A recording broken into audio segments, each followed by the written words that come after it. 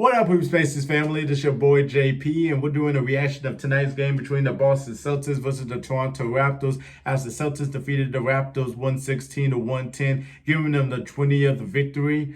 Before we get into it, make sure you subscribe to HoopSpaces for more basketball content. Click the notification bell, you know when our next upload is. On the road to 1K, make sure you like this video at the end and comment down below and tell me who had the best performance and who had the worst performance. So let's go ahead and get into the takeaways of the Celtics and everything. The first thing that came, the first takeaway that I thought of, after the game and everything, is how Blake Griffin excelled tonight as a starter. Al Horford didn't play because he don't play back to back.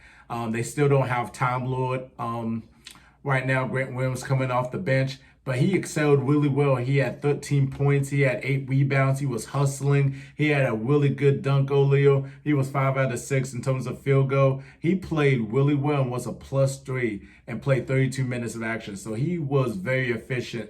And I was really impressed by just seeing Blake Griffin being a really good contributor to the Boston Celtics.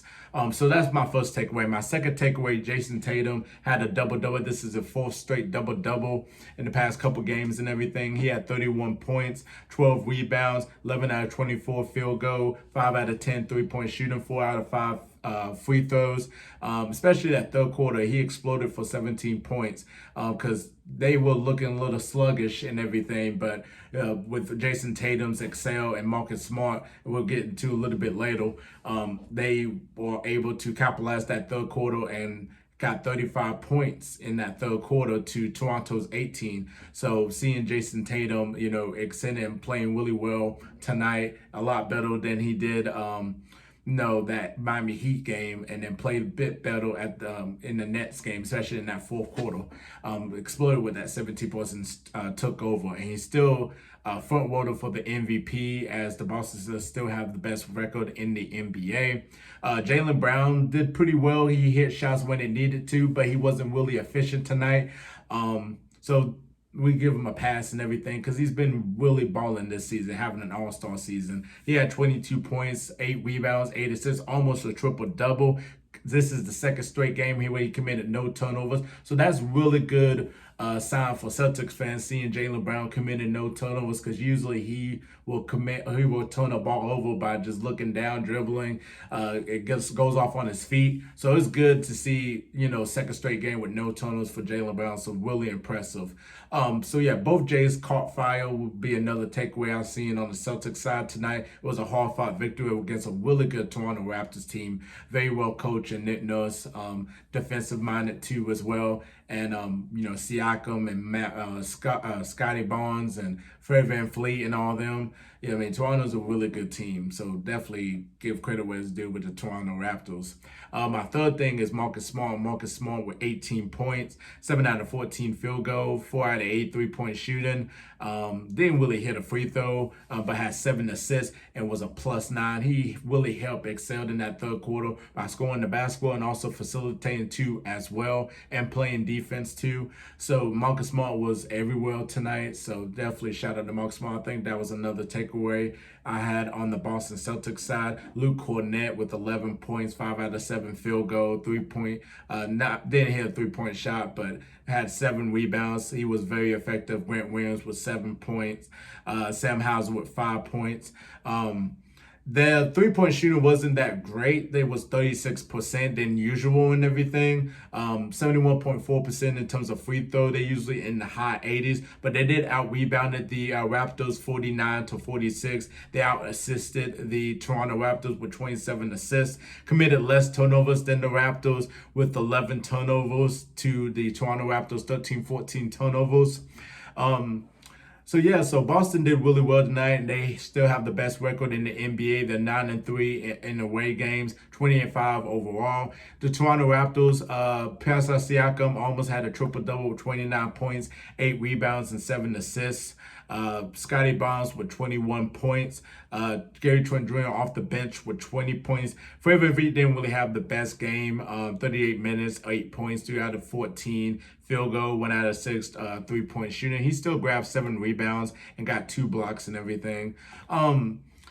The Toronto Raptors' biggest downfall was that fourth quarter where they committed turnovers that really kind of not let them get back into the game against the Boston Celtics. Very crucial turnovers, which kind of killed them, unfortunately.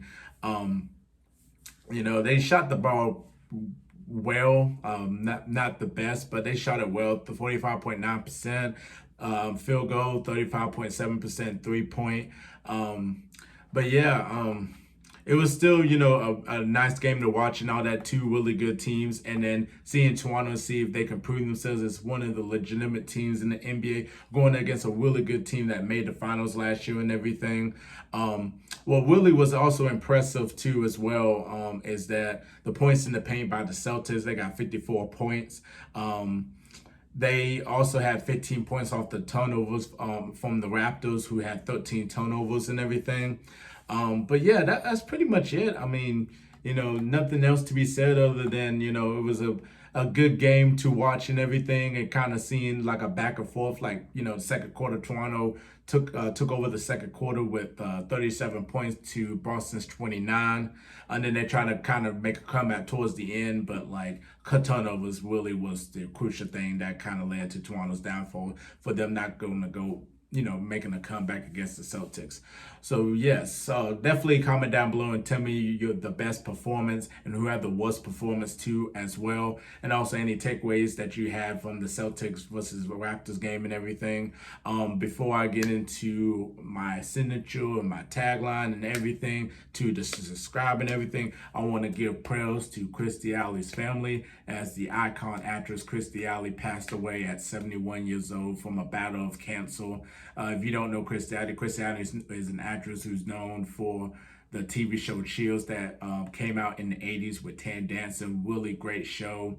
Also with the movie with John Travolta and Look Who's Talking, among other shows that you see her in and everything.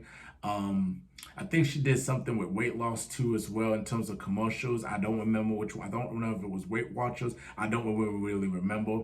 But rest in peace to a very talented actress and a really good human being and an icon. We losing so many people. We have to give people their flowers that they're here, that are still here and everything. So rest in peace to Kirstie Alley's family. I just want to get that out the way. But definitely subscribe to HoopSpaces for more basketball content. Click the notification bell. You know when our next upload is. If you like my analysis and my content, make sure you subscribe to my YouTube channel. It's just JP. I do a lot of basketball reactions and everything. I just came out with a Zion Williamson's highlights from this year. I'm looking forward to doing more reactions with Chris Rebel. Among some other NBA players I would love to do reactions to and everything. So just watch out for that. I'm on the road to 10,000 subscribers. This is huge for me. This is a really great platform. Blessed and thankful to be part of it. So make sure you subscribe and definitely take a look. Make sure you like this video at the end and definitely share it with your friends and everybody that loves basketball and wants to be part of the HoopSpaces community. Please, please, please, please, please subscribe, and you get more content and everything fast way. And also check out HoopSpaces Monday through Friday at 10 a.m. hosted by Chris on Twitter Spaces. They do a lot of basketball recaps and games and everything, and it's a really great show. Definitely tune in. We get a lot of reporters. We get some NBA players listening, and other people, content creators too as well. So please check out HoopSpaces Monday through Friday at 10 a.m. And I'm JP, and we out of here. Peace.